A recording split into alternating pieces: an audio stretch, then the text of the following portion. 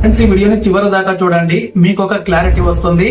June 4, 2024 Andhra Pradesh చరిత్రలో ఒక కొత్త అధ్యాయం మొదలైన రోజు. 5 ఏళ్ల నిశ్శబ్దాన్ని ఛేదిస్తూ అమరావతిలో మళ్లీ యంత్రాల చప్పుడు మొదలైంది. పోలవరంలో ఆగిపోయిన పనులు వేగం పుంజుకున్నాయి. అసలు ఈ 18 నెలల్లో ఆంధ్రప్రదేశ్ లో ఏం మారింది? కూటమి ప్రభుత్వం ఇచ్చిన హామీలు నెరవేరినట్టేనా? చంద్రబాబు అనుభవం, పవన్ కళ్యాణ్ ఆశయం, లోకేష్ వేగం రాష్ట్రాన్ని నిజంగానే స్వర్ణాంధ్ర వైపు తీసుకెళ్తున్నాయా? Let's dive in. అది 2024 జూన్ నెల. 164 సీట్ల భారీ మెజారిటీతో టీడీపీ, జనసేన, బీజేపీ కూటమి అధికారం చేపట్టింది. కానీ వారి ముందున్నది పూలబాట కాదు, అప్పుల ఊబిలో కూరుకుపోయిన రాష్ట్ర ఖజానా. ఒకవైపు అభివృద్ధి శూన్యం, మరోవైపు యువతలో నిరుద్యోగ నిరాశ. అప్పటికే ఆగిపోయిన అమరావతి పనులు, దెబ్బతిన్న పోలవరం డయాఫ్రామ్ వాల్. ఇలాంటి విపత్కర పరిస్థితుల్లో చంద్రబాబు నాయుడు గారు ముఖ్యమంత్రిగా బాధ్యతలు చేపట్టారు. అండ్ మొదటి సంతకం మెగా డిఎస్సి పై చేయడం ద్వారా నిరుద్యోగులకు భరోసా ఇచ్చారు. కానీ అసలు సవాల్ ఏంటంటే సంక్షేమ పథకాలను ఎలా కొనసాగిస్తారు అనేది. చాలా మంది అనుకున్నారు ఈ ప్రభుత్వం వస్తే సంక్షేమం ఆగిపోతుంది అని. కానీ మొదటి నెలలోనే పెన్షన్ 3,000 నుండి 4,000 రూపాయలకు పెంచి ఇంటి వద్దకే ఇచ్చి అందరి నోళ్లు మూయించింది కూటమి ప్రభుత్వం. అప్పటి వరకు ఉన్న వాలంటీర్ వ్యవస్థ లేకపోయినా కూడా సచివాలయ సిబ్బంది ద్వారా అత్యంత పారదర్శకంగా పెన్షన్ల పంపిణీ జరగడం కూటమి గ్రాఫ్ ను ఒక్కసారిగా పెంచేసింది. ఇక నెక్స్ట్, ఆంధ్రుల కలల రాజధాని అమరావతి. 5 ఏళ్లు శ్మశానంలో మారిన ఆ ప్రాంతం ఇప్పుడు నిర్మాణ రంగంలో దేశానికి హాట్ టాపిక్ అయింది. ప్రపంచ బ్యాంకు అండ్ ఏడీబీ నుండి 15,000 కోట్ల భారీ నిధులను సాధించడంలో ప్రభుత్వం సక్సెస్ అయింది. ఇప్పుడు మనం 2025 డిసెంబర్ లో ఉన్నాం. ప్రజెంట్ అమరావతిలో ఐకానిక్ టవర్స్, హైకోర్టు, సెక్రటేరియట్ భవనాలు పునాదులు దాటి పైకి లేస్తున్నాయి. ఒక్క అమరావతిలోనే సుమారు 1,00,000 మందికి పైగా ప్రత్యక్షంగా అండ్ పరోక్షంగా ఉపాధి దొరుకుతోంది. అండ్ నెక్స్ట్ ఇక రాష్ట్రానికి జీవనాడి పోలవరం. దెబ్బతిన్న డయాఫ్రామ్ వాల్ ను దాదాపు 1,000 కోట్లతో మళ్లీ నిర్మిస్తూ ఉన్నారు. ఇప్పటికే 75% పనులు పూర్తయ్యాయి. డిసెంబర్ 2025 నాటికి డయాఫ్రామ్ వాల్ పూర్తి చేసి 2027 జూలై, ఆగస్టులో వచ్చే గోదావరి పుష్కరాల నాటికి ప్రాజెక్టు రెడీ చేయాలనే లక్ష్యంతో మంత్రి నిమ్మల రామానాయుడు గారు క్షేత్రస్థాయిలో పనులు పర్యవేక్షిస్తూ ఉన్నారు. ఇది కేవలం ప్రాజెక్టు కాదు, ఏపీ ప్రజల యొక్క ఆత్మ గౌరవం. అండ్ ఇక కూటమి ప్రభుత్వంలో డిప్యూటీ సీఎం పవన్ కళ్యాణ్ ఒక సరికొత్త మార్పును తీసుకొచ్చారు. గతంలో ఎన్నడూ లేని విధంగా ఒకే రోజు 13,326 గ్రామాల్లో గ్రామ సభలు నిర్వహించి ప్రపంచ రికార్డు సృష్టించారు. పల్లె పండుగ పేరుతో 1,000 కోట్ల విలువైన సీసీ రోడ్లు, డ్రైనేజీ పనులను ప్రారంభించారు. అండ్ పంచాయతీలకు నిధులు నేరుగా చేరుతూ ఉన్నాయి.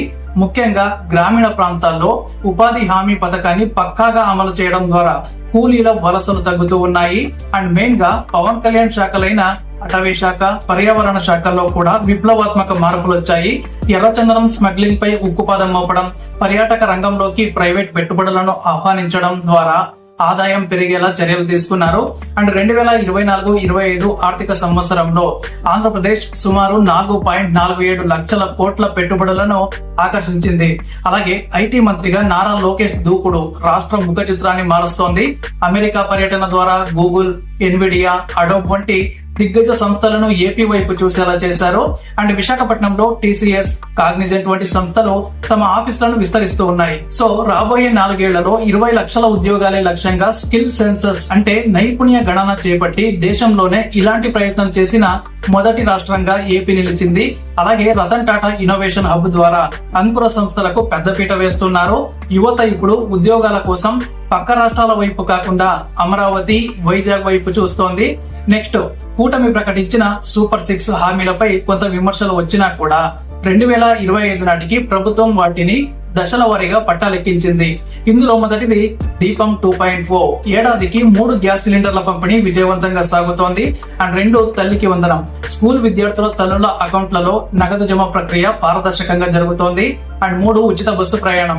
మహిళలకు ఆర్టీసీ బస్సుల్లో ఉచిత ప్రయాణం వల్ల సామాన్య కుటుంబాలపై ఆర్థిక భారం తగ్గింది. అండ్ 4 అన్నదాత సుఖీభవ. రైతులకు కేంద్రం ఇచ్చే పీఎం కిసాన్ కు అదనంగా రాష్ట్రం ఇచ్చే సహాయం అయితే అందుతోంది. అయితే నిరుద్యోగ భృతి వంటి హామీల అమలులో ఇంకా కొంత పురోగతి రావాల్సి ఉంది. కానీ గత ప్రభుత్వంతో పోలిస్తే సంక్షేమాన్ని కేవలం బటన్ నొక్కడానికి పరిమితం చేయకుండా అభివృద్ధిని కూడా జోడించడంలో కూటమి ప్రభుత్వం సఫలమైందని చెప్పొచ్చు. మరి ప్రభుత్వంపై ప్రజల నమ్మకం పెరగడానికి ఒక ముఖ్య కారణం ఏంటంటే విజయవాడ వరదలు. ఉడమేరు గంటలు పడినప్పుడు 74 ఏళ్ల వయసులో చంద్రబాబు నాయుడు గారు 10 రోజుల పాటు కలెక్టరేట్ లోనే ఉండి రోడ్లపైకి వచ్చి బాధితులకు అండగా నిలిచారు. ఆ సమయంలో ప్రభుత్వం చూపించిన వేగం, పంపిణీ చేసిన పరిహారం ప్రజల మనసునైతే గెలుచుకుంది.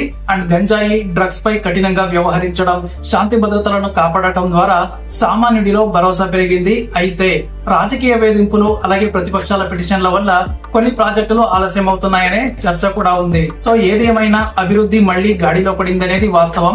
చివరగా చెప్పాలంటే 2024 జూన్ నుండి 2025 డిసెంబర్ వరకు ఈ 18 నెలల ప్రయాణం ఒక రీకన్స్ట్రక్షన్ పీరియడ్ అన్నమాట. విధ్వంసం జరిగిన రాష్ట్రంలో మళ్లీ ఇటుక పేర్చి నిర్మిస్తున్నారు. ఇంకా సవాళ్లు అయితే ఉన్నాయి. అప్పుల సమస్య వేధిస్తోంది. కానీ నమ్మకం మళ్లీ చిగురించింది. అమరావతి ఆకాశ హర్మ్యాలు, పోలవరం కాలువలు, విశాఖ ఐటీ హబ్లు ఇవన్నీ కూడా రేపటి స్వర్ణాంధ్రకు సాక్ష్యాలు.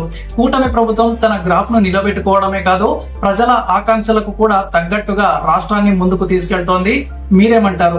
గత 18 నెలల్లో మీ గ్రామంలో లేదా మీ జీవితంలో కూటమి ప్రభుత్వం తెచ్చిన మార్పు ఏంటి? కింద ఖచ్చితంగా కామెంట్ చేయండి. ఈ వీడియో నచ్చితే లైక్ చేయండి. అండ్ ఆంధ్రప్రదేశ్ అభివృద్ధి గురించి అందరికీ కూడా తెలిసేలా షేర్ చేయండి. జై హింద్.